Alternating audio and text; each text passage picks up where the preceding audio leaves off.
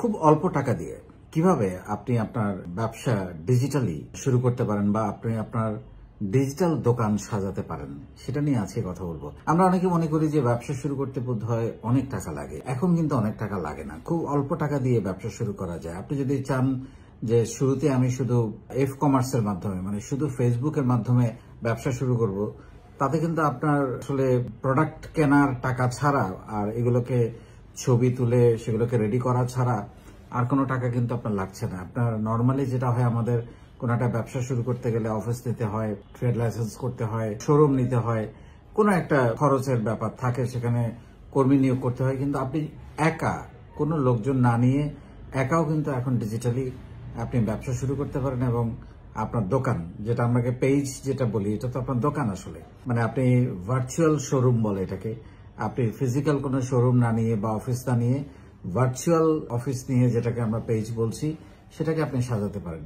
এবং অনেকে মনে করেন যে পেজে আবার সাজানোর কি আছে, মানে আপনি যেমন দোকানে একটু ইন্টেরিয়র করেন সুন্দর করে, পেজেও কিন্তু ইন্টেরিয়র, পেজেও দেখতে কিন্তু একটু লুক্রেটিভ লাগতে হবে, মানে দেখতে সুন্দর লাগতে হবে। ছবিগুলো কিভাবে আপনি সাজিয়েছেন, অনেকেই দেখবেন, আমি ওটা ডিটেলে আসছি, তার আগে একটু বলে নেই যে এই সামান্য টাকা দিয়ে আপনার কিন্তু মানে প্রোডাক্টের টাকা আর ছবি তোলা এবং অন্যান্য বিষয়ে আপনি আপনার মোবাইল ফোন দিয়েই ছবি তুলতে পারেন। খুব বেশি এডিট করে রংচং করে ওটাকে কালার ইউজ করে লাইট ইউজ করে ছবিটাকে অরিজিনাল চেঞ্জ করে ফেলার কিন্তু কোনো দরকার নাই।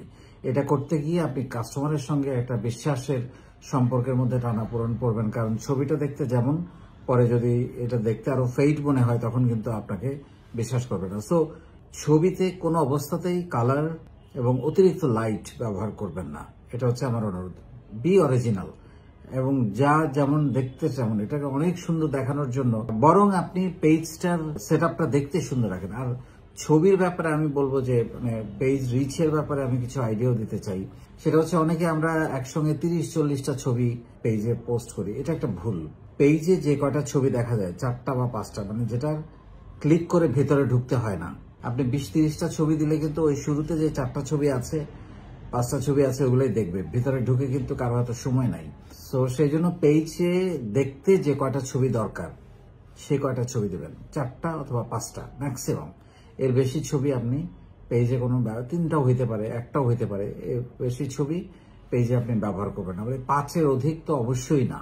তারপরে যেটা, সেটা হচ্ছে যে পেজে রিচ বাড়ানোর জন্য সবার একটু ভয় কাজ করে যে আমার তো বুস্ট করে করে শুধুমাত্র, আপনি যদি শুধুমাত্র বুস্ট করে আপনি কাস্টমার নিয়ে আসেন, তাহলে আপনি কিন্তু একটা বিপদে পড়ে যাবেন এক সময় গিয়ে, কারণ এটা যে মার্কেটিং কস্ট সেটা আপনার মার্জিনের চেয়ে বেশি হয়ে যাবে। সো যেটা করতে হবে, আপনাকে অর্গানিক রিচ তৈরি করতে হবে, এবং অর্গানিক রিচ তৈরি করার একটা অন্যতম প্রধান উপায় হচ্ছে লাইভ করা।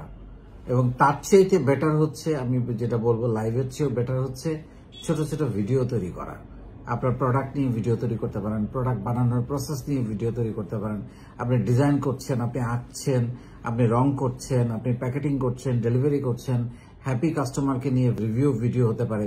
সো এরকম নানান ছোট ছোট 1 মিনিট, 1.5 মিনিট, 30 সেকেন্ডের ছোট ছোট ভিডিও আপনি করতে পারেন। আর আপনি যে প্রোডাক্ট বা সার্ভিসটা নিয়ে কাজ করেন সেইটা রিলেটেড বিভিন্ন পরামর্শ দিয়েও কিন্তু আপনি, যেমন ধরেন আপনি হয়তো বেবি ফুড নিয়ে কাজ করেন, তাহলে সেখানে আপনি যদি কোন কোন ফুডগুলো বাচ্চাদের খাবারের জন্য বেটার, সেখানে কোনো একজন পুষ্টিবিদ বা কোনো একজন ডক্টরকে এনে আপনি যদি কথা বলাতে পারেন। তারপরে বাচ্চাদের স্বাস্থ্য, বাচ্চাদের এডুকেশন, বেবি প্রোডাক্ট নিয়ে আপনি কাজ করেন। সো এরকম নানানভাবে যেটা নিয়ে আপনি কাজ করেন না কেন, সেটার উপরে আপনি হয়তো সেটার সঙ্গে আরো মিলিয়ে মিলিয়ে আপনার যে আরো যে জিনিসগুলো আছে শাড়ি কাপড়ের সাথে, সেটা প্লাস অর্নামেন্টস কি হতে পারে, জুতো কি হতে পারে, ব্যাগ কি হতে পারে, মেকআপটা কেমন হইতে পারে, এগুলো নিয়েও কিন্তু আপনি টিউটোরিয়াল করতে পারেন। তাতে হবে কি, আপনার প্রোডাক্টের পাশাপাশি এই জিনিসগুলো আপনার এনগেজমেন্ট তৈরি করবে। মানে সোশ্যাল মিডিয়াতে সবচেয়ে বড় জিনিসটা হচ্ছে এনগেজমেন্ট তৈরি করা। এরপরে আমি যেটা বলবো, এই কথাটা হয়তো আপনাদের পছন্দ হবে না, কিন্তু আমি বলে রাখতে চাই যে শুধুমাত্র ফেসবুক নির্ভর হয়ে আপনি ব্যবসা পরিচালনা করবেন না। আমি যদিও শুরুতে বলেছি যে আপনার ট্রেড লাইসেন্স দরকার নেই, কিন্তু আপনার ব্যবসাটা যখন একটু বড় হওয়া শুরু করবে, মাসে 50-60 হাজার 1 লাখ টাকা সেল করা শুরু করবেন, আপনি অবশ্যই ট্রেড লাইসেন্স করবেন, কারণ এটা আপনার ব্যবসার দলিল, লিগাল এন্টিটি। আপনি 5,000, 10,000, 20,000 টাকা নিয়ে ব্যবসা শুরু করছেন, তখন আপনাকে আমি ট্রেড লাইসেন্স করতে বলবো না। কিন্তু আপনি 30,000 টাকা, 40,000, 50,000 টাকা, 1 লাখ টাকা সেল করবেন, তখন আপনি ট্রেড লাইসেন্সটা করে ফেলবেন, কারণ এটা আপনার বিজনেসের দলিল, লিগাল ডকুমেন্ট, এটা আপনার লাগবে। তখন অন্যান্য যে ইস্যুগুলো আছে, ব্যাংক অ্যাকাউন্ট করা, ব্যাংকের সাথে লেনদেন করা, এগুলোতে আপনাকে ডেফিনেটলি যাইতে হবে। তারপরে হয়তো একসময় আপনি একটা শোরুম করে ফেলবেন।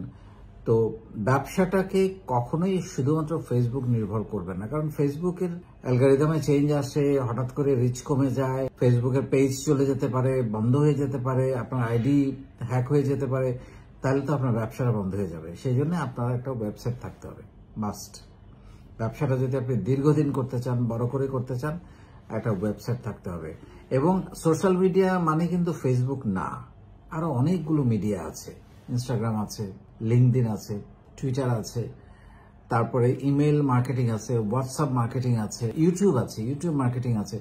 যতগুলো মাধ্যম আছে সবগুলো মাধ্যম ব্যবহার করে ওয়েবসাইটটাকে এসইও করে আপনি আপনার সেল ডাইভার্ট করতে হবে। শুধুমাত্র ফেসবুক নির্ভর,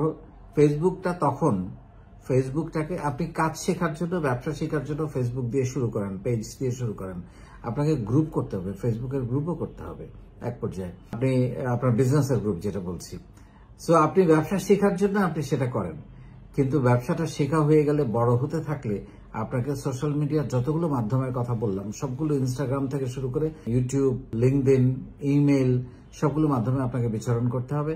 এবং একই সঙ্গে ওয়েবসাইট এবং আপনার ট্রেড লাইসেন্স, ব্যাংক অ্যাকাউন্ট এগুলো করে ফেলতে হবে। তখন আপনি বড় হওয়া শুরু করবেন এবং একসময় আপনি অফিস নেবেন, আপনি শোরুম করবেন বা আপনি ফ্যাক্টরি করবেন, আরো বড় হতে থাকবেন।